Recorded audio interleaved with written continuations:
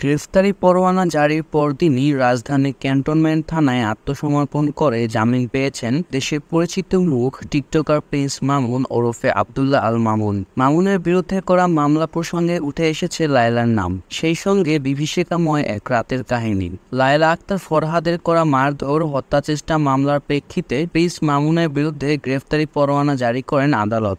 গত সোমবার বিষয়টি সময়সংবাদের কাছে নিশ্চিত করেন প্রিন্স মামুন নিজেই। গ্রেফতারি পরোয়ানা জারির বিষয়টির পাশাপাশি তার বিরুদ্ধে মামলার কথাও জানান তিনি। প্রিন্স মামুনের বিরুদ্ধে ফৌজদারি বিধি ৩২৩, ৩০৭ ও ৫০৬ ধারার মামলা করা হয়েছে।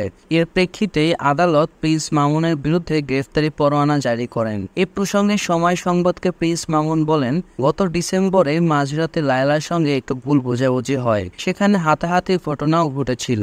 বিষয়টি মামলা পর্যন্ত গড়িয়েছে।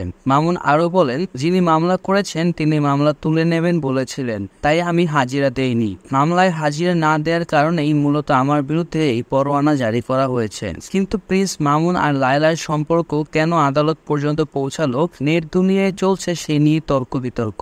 মূলত মামুনের অনৈতিক কাজের কারণেই লায়লা আদালতে তার নামে মামলা ঠুকেছেন, এমন মন্তব্য নেটিজনদের।